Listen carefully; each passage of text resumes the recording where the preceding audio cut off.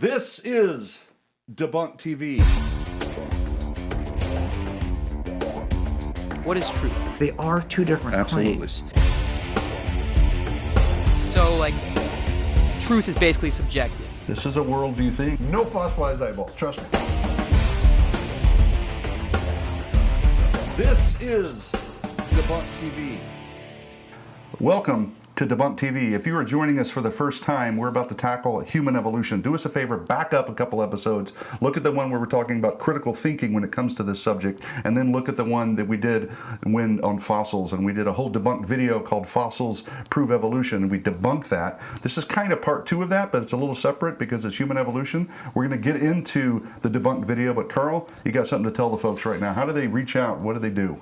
I tell you what you should do, man. If you want to get these debunked videos and debunked TV free of charge, all you need to do is text the message adios DTV, all right, to 51555. And when you do that on your smart device, you're going to get something back that you just fill it out, send it in. You get a link to all the debunked TVs, all the debunked videos, and then when we release the future debunked, Bub, they even get them before we release them to the general public. And remember, all this stuff, the debunked videos, the debunked TV, a lot of our other content, totally free. GetDebunked.com. Go there, click on it, you'll see one just like this. This is Fossils Prove Evolution. Really? Let's play it. Then we're going to talk about it. We've unearthed millions of fossils around the world, so with all this evidence, so to speak, it's clear that the fossil record proves evolution, right? Well, actually, no. Didn't when Darwin was alive, and hasn't since he's been gone. In fact, Chucky D himself knew this when he wrote the following: "Geology assuredly does not reveal any such finely graduated organic chain, and this, perhaps, is the most obvious and gravest objection which can be urged against my theory. The explanation lies, as I believe, in the extreme imperfection of the geological record." Okay, but surely after all the time since Darwin, digging and discovering fossil after fossil, we have a more perfect geological record that supports evolution, right? Not even close, bud. Listen to how two renowned evolutionary biologists summarize the truth. Instead of finding the slow, smooth, and progressive changes, they saw in the fossil record rapid bursts of change, new species appearing seemingly out of nowhere and then remaining unchanged for millions of years, patterns hauntingly reminiscent of creation. The fossil record doesn't show gradual change, and every paleontologist has known that ever since Cuvier, or however you pronounce that. Okay, I could go on, but there's always going to be opposing views because on both sides of the debate, the same evidence is interpreted through different worldviews. You got to remember that, people. Facts don't say anything. People say things based on their interpretation of facts influenced by their worldview. But that's a whole other subject, and I don't want to get into it right now. Instead, hey, let's have a little fun and take a look at some popular secular articles and charts on the fossil record and see if we can learn to separate facts from interpretation of facts by asking a few simple questions. Question 1. Did the artiste take any artistic license with what I'm looking at here? Check this out because this happens all the time. Look, isn't that sweet? So cute and fluffy. Okay, why do you think the artist made these creatures appear more human-like by throwing in an affectionate smile and depicting them hanging out like a human family going to a picnic or something? Why did he draw them walking upright? Why make the shapes and colors of their eyes more human than ape? Is any of it based on actual fossil evidence? Of course not. But if you want the story of evolution to appear more convincing, you just might fill in missing gaps with your presuppositional imagination. Just saying. Question 2. Is the attention-grabbing headline or title supported by actual facts? For instance, take a look at this popular book called Why Evolution is True. We don't even have to go any further than the jacket on this one, because on it you got a dino evolving into a bird in 3 simple steps. There you go. But then on the inside, this is written, and I kid you not. The jacket depicts a chronological sequence of fossils showing the evolution of birds. We do not know whether the actual line of descent included, now wait for it, the first 3. Say what now? Doesn't that mean these 3 shouldn't be on the cover then? Which means all you got is a modern bird, right? No evolution, just a bird. Talk about worldview filling in gaps. On to question 3.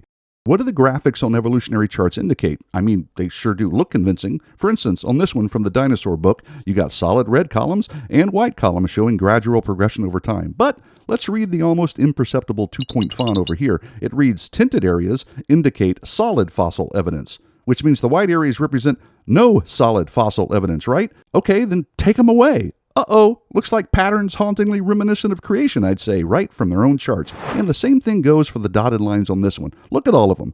Just so we're clear, dotted lines indicate zero evidence. Remove them and what do you get? No transitional forms or evidence of gradual progression. A bat is a bat, a kangaroo is a kangaroo, and a horse is a horse. Of course, unless, of course, the horse is Mr. Ed. Look, people, all I'm saying here is if you got facts, put them in there. If you don't, leave them out. But don't draw downright dubious, daft, dare I declare, dunderheaded dotted lines of deliberate deception dogmatically and dastardly doodled to disguise definitive data. No. Just admit what you actually see. Overwhelming evidence of living things, according to their kinds, suddenly appearing, which, as a reminder, is exactly what the Bible teaches. Now, I don't even have time to get into TV, movies, and documentaries. All I ask is that you use the same line of questioning when you watch them. And in summary, we agree with Mr. D. Geology assuredly does not reveal any such finely graduated organic chain. Not then, not now, not ever. And that means the whole idea that the fossil record proves evolution has been debunked. Adios. There it is. I like that one. Play that. Keep playing that one. I know it's a good one. I love these. Playing these. Okay, so get us started. We're going to get into this, and we're gonna have 20 minutes or so. We got to run, bro, because this one is like this is like a lightning round of all our evolutionary ancestors. But let's at the very beginning, let's be honest. There's two ways that we got everybody that we see, everything that we see, all the people, right? Number one. In the beginning, God. And God said in Genesis 1:27 that we are created in His image. By the way, you want value, you want worth, there it is. Nothing on this planet, I don't care how good looking you are, I don't care how rich you are, how smart you are, nothing can give you more value than the one right here that says that's you're why, created in we're His created image. in, and I think that's why we tackle this stuff. It's so important. We don't just want to tell you there's a breakdown in the fossils or hey, what you're seeing is it's tricks, but it's so important that you know this because there's, like Carl said, two ways to look at it. You're either made in the image of God and God exists, which gives you meaning and purpose and life and love and relationship, or He doesn't, and we're an accident. There's no meaning, there's no purpose. So this is big stuff. But we're going to kick it off to Juan because he's going to go a little deeper into what it means to be made in the image of God. Check this out. What does it mean to be made in the image of God? Being created in the image of God has both structural and functional dimensions. Structurally speaking, the image of God is part of our structure, our essence. We reflect God. It's who we are. This distinguishes us from the animal kingdom and gives us ontological worth. This dimension is permanent. We also reflect the image of God structurally in that we are free and rational beings capable of creating, planning, reasoning. And finally, we're triune, body, soul, and spirit. And our soul is eternal. Now, functionally speaking, the image of God is about what we do as humans. We represent and reflect God. It's what we were created to do. This also sets us apart from the animal kingdom. We have functional value. Although this dimension has been damaged by sin, and God is in the process of restoring it, functionally, we reflect the image of God in that we govern, we are relational, we are moral beings with a conscience, knowing right and wrong, a law that is written in our hearts. An amazing application of what it means to be an image bearer came from Jesus himself. When he was confronted by the Pharisees about paying taxes, he responds with the famous words, "Give unto Caesar what is Caesar's, and unto God what is God's." Jesus was saying, give your money to Caesar. It has his image on it, and thus it belongs to him. But give yourselves to God. You bear his image, and thus you belong to him. Thank you, Brother Juan. Dr. Valdez, as we call him around here. Well, he is a doctor. You know, we call him Juan because he's a good friend, and he's not. I always forget to call him Dr. Valdez. Dr. Juan. All right, man. Let's jump into this. This is legit stuff. This is your specialty. Lightning round. This is the lightning round. It's what we left him with last time, right? But what we want to do is we don't want to come to this. We want to go to the core, go to the root, because what do we say? Don't look at images, go down deeper. This is actually nothing more than a continuation of an image that goes all the way back to when I was a child. Life, Nature, it's Life, Nature Library. Sorry about that. I had the whole set. My parents bought the whole set for me, and it's so crazy. Just a couple of years. This is the truth. I was looking through my library, and I still had this one book. You still have it. I opened it up, and this is the chart that's on the inside of this Life Nature Library book. It's The original. This is the original. That's the one that did everybody in. Yeah. Yeah. I remember that one on my school. More schools bought this. They sold more of these posters than they did the book because the schools bought them, put them all over the place. And then because I remember these everywhere. I went to a quote unquote Christian school. And I went to the secular school, and we had the same chart. So this is the original March of Progress. But what I never did is I never did what we're telling you to do now, is not just look at pictures, but to dig deeper. So let's break into this. Bing, bing, bang, go for it. Important stuff to look at, the pictures and also the words. The text. Okay, here we go. And remember, I tell people always, you want to get 3 sources. We're just doing 1 or 2 here. You can do this on your own. First one is Pliopithecus. What is said about Pliopithecus? Well, long considered to be ancestral gibbons, the Pliopithecids are now known to be far removed from gibbons or indeed any other living primate. So if they're far removed from living primates, that means they're not in the human lineage, not in the right? human lineage. And back up a little bit, just so we get clear. That march of progress is saying what? That we descended from ape-like creatures? Here's the thing. Evolution no longer teaches that apes evolved into humans. It now teaches that there was a ape-like ancestor that had both ape and human characteristics, and then slowly, gradually, over time, they had mutations, and some became gradually more ape, and some became gradually more human. And so this is supposedly depicting how that ape-like ancestor became us. Okay. March of Progress. Okay, the March of Progress. So. But Pliopithecus doesn't belong there, according to their own writing. Okay, first one gone. Doesn't belong in that chart that we just saw. Nope. What about the next one? Proconsul. What do they have to say about this? Well, we read that it's considered to be a very early ape, the ancestor of the chimpanzee and perhaps of the gorilla. If it's an ancestor to the ape lineage, the chimpanzee lineage, is it an ancestor to the human lineage? Apparently it shouldn't be on that chart either. Should not be in a chart showing that we evolved, okay? Right. Simple stuff. Dryopithecus, okay, this one is, I love this one, quite frankly. David Begun of the University of Toronto in Canada reanalyzed, thank you, fossils of Dryopithecus apes, which lived in what is now Europe as early as about 12.5 million years ago.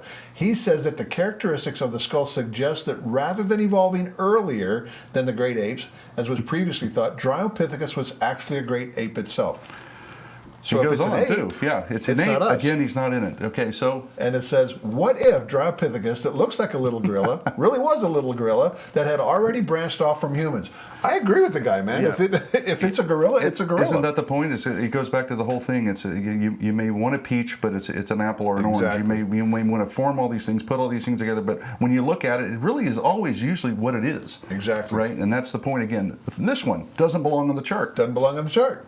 Oreopithecus, it's not the Cookie Monster. No, Great. It's a different one, all right? Likely side branch on man's family tree. This is right under the text and that thing, and you're going to see a couple of these, right, the different ones. Some is from the chart, and then some is from other sources, but when we do the arrow, it's right under the So if it's a side branch, humans are here, that means it's over here, which means it's not in the lineage. It goes on. Was clearly an aberrant ape. So that's not in the human lineage. And then another source, Oreopithecus fossils are poorly preserved and some of the bones are crushed, making it difficult to draw definitive conclusions. And is that not true with every one of these? Every one of these could say that exact same thing. Well, not that they're all crushed, because there is one that they have. Not crushed, but it's really difficult to draw definitive conclusions from the things that they found, and we're going to explore that a little further as we go. But we got more. We can just keep going. All right, Ramapithecus. Yep, here we go. Ramapithecus was thought to be a distinct genus that was the first direct ancestor of modern humans, Homo Sapiens, before it became regarded as that of the orangutan ancestor Civipithecus. So, orangutan, not in the human lineage. But it was thought before. Again, some of these words suggest thought before. All these things are still worth looking at. But always looking for that. But again, doesn't belong in the chart. Not in the lineage. What is going on? All right. Australopithecus afarensis. Oh, I'm sorry. No, Africanus. We're going to get to afarensis. Africanus possessed brains the size of apes, had ape-like skulls, and was similar in body shape and size. I wonder what it could be. I'm guessing, since it said ape 3 times in here, it's probably an ape. Maybe it's in the ape lineage. This is what. Okay, so we're going to go back to kind of what we talked about a couple times. If you find fragments of things, and you want them to be ancestors, you start building things up, and we're going to see later how they even develop the pictures. But we got to be careful. Every time we see anything, to investigate, look at the text, look at the image.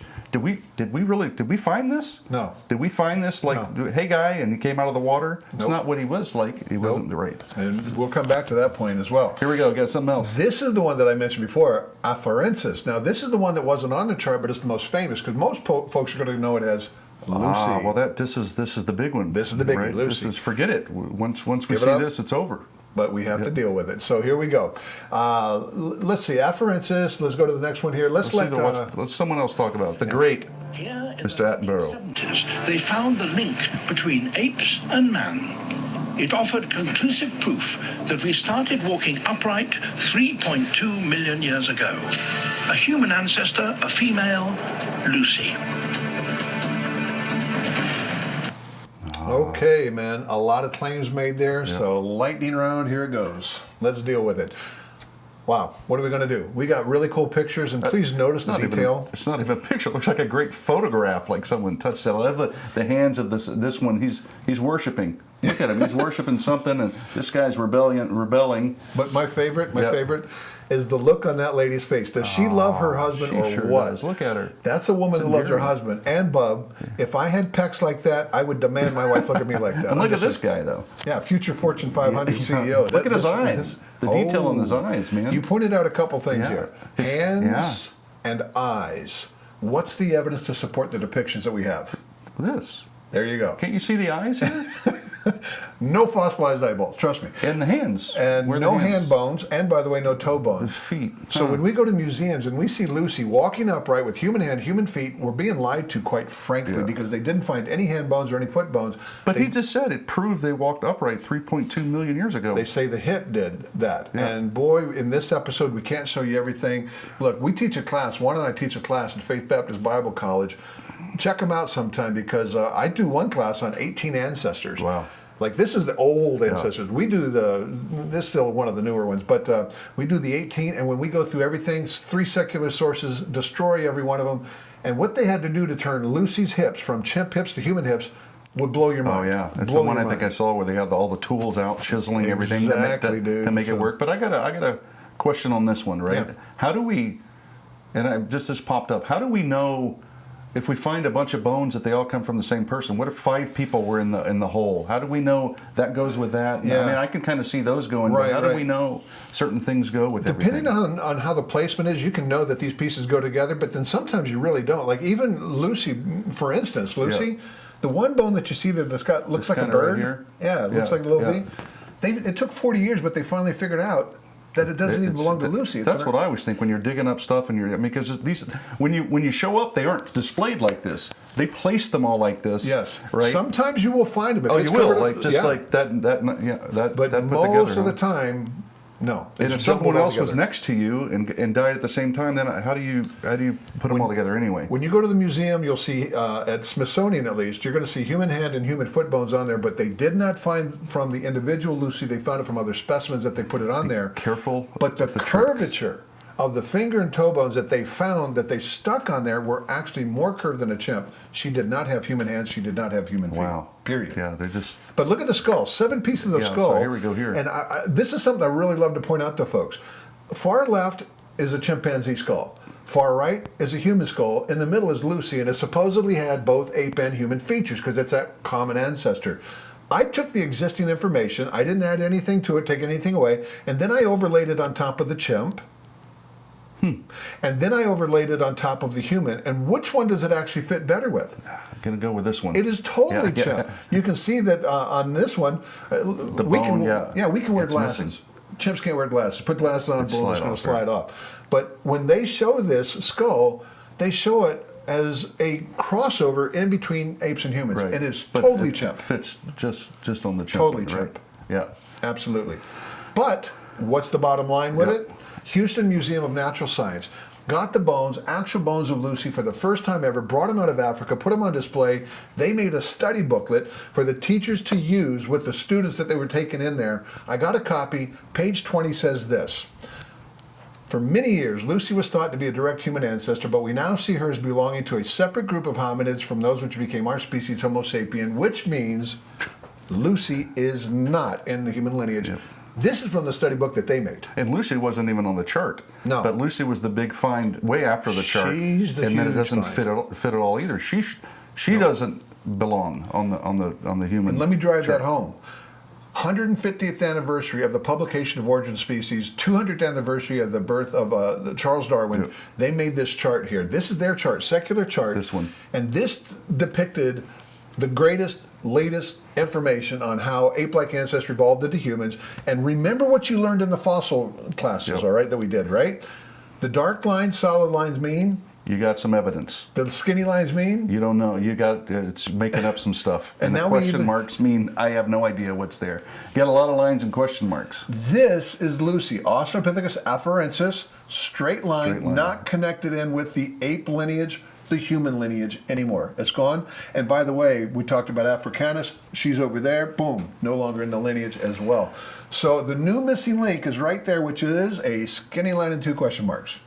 Yeah, well, that's convincing to me, as is the chart's becoming less and less convincing. So, These are their charts. and we're going to keep These going, are their man. charts.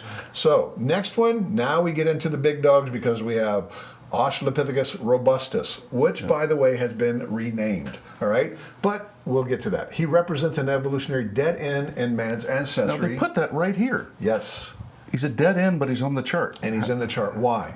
It's the same reason you have a coexist label Yeah. with CO, and 2 of the things that are in there are not religions, don't Yeah. have nothing to do Yeah. with it, but you need the goofy symbols to make the thing To make work, it work, all right? yeah. And It's that's the same. exactly what they did. They stuck something in there just to make it work, Yeah. being honest, okay? This is the new name. I told you they renamed it. It's now called Paranthropus. What does that mean? It means beside, near, man. But Carl, that means that it could still be, right? It's near, so it's close to man. Remember the chart. Let's go back to that chart. Here's the whole Paranthropus series. Right there. Near to man, next It's to man, gone. not It's on the man out of the lineage. Yep. So, no good. See ya. But here we are now. Homo erectus. Homo erectus is, according to what they say here, and I believe them, is first man of our own genus. Homo erectus is modern of limb, but more primitive of hand and brain. Now, here's a question. How Did do we they talk know about the that? brain was primitive? Yeah. I mean, all they have is the skull, Yeah. and you can know what the brain was like?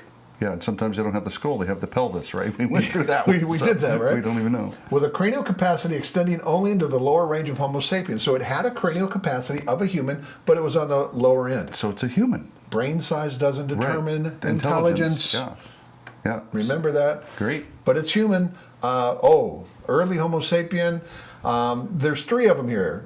And by the way, when you go do the research on this, every one of those are now essentially classified as Neanderthal, Yep. which we're going to come back to because it's a. So that's it. They're all these. Each one of these. They're human. They're human. They're Neanderthal, So, okay. which we're going to get Which to. is part human. Okay. So. But we got to part get the human, not part human. Solo Yeah. Man, which Yeah. I'd never heard of, and it's not.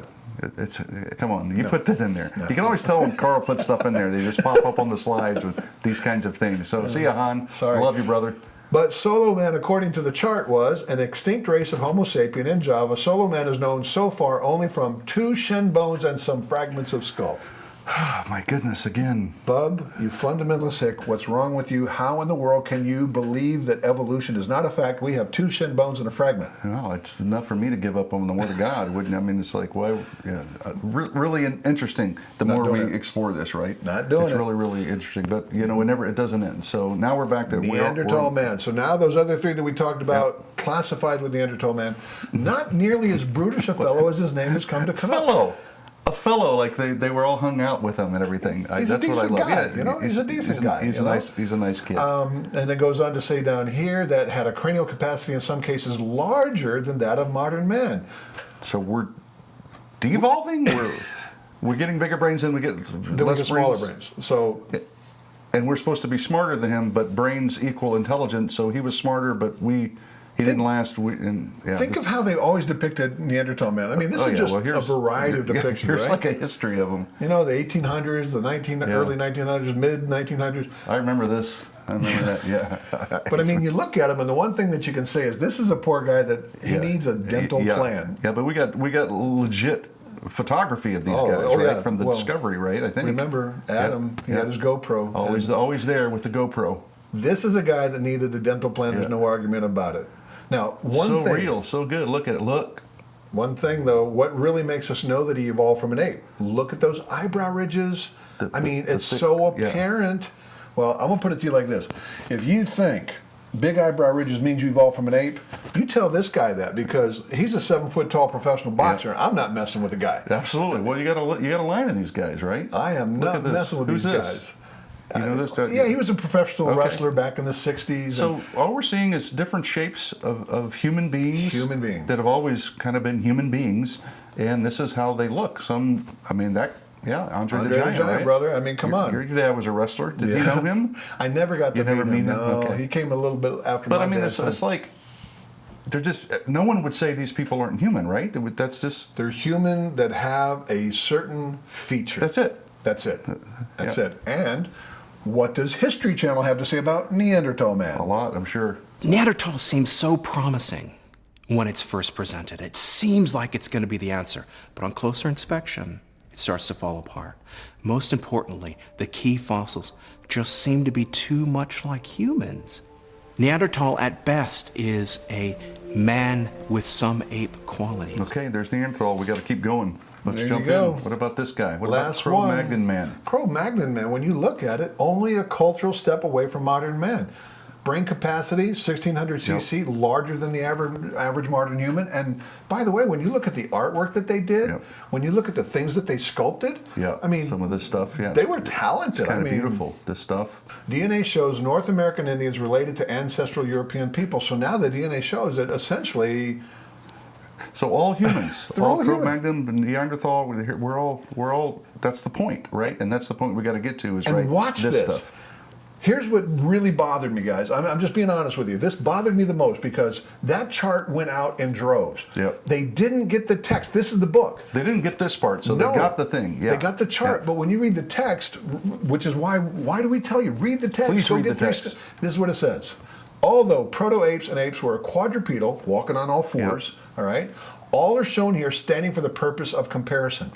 So every one of those were proto-apes, apes. There should be like this guy. They should be like that guy. Every one of them. But it wouldn't have made the photo that good, and all of a sudden there wouldn't have been a ascent, right? Not a one of those is in the human lineage, so you get rid of all So those. what do you get? That's it. You get an ape line, and you get a human line, right? Every one of those are human. The rest are apes.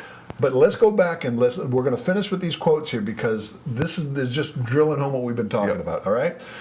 It is a revealing story not only for the creatures it shows, but also because it graphically illustrates how much can be learned from how little. That's what we've been saying over and over, Every right? time. Yep. And many of the figures shown here have been built up from far few fragments of jaw, some teeth perhaps, as indicated by the white highlights, and thus are products of educated guessing. Which is how we started this whole thing off. When you see words and suggestions and all kinds of interchangeable words for guessing, it's something to look at. You gotta always be paying attention. That's what we're here for. We're gonna help you share this stuff, learn this stuff, get out there and be bold for Christ, because if this is our only competition, come on. We got a whole lot better than that. See you next time. Adios.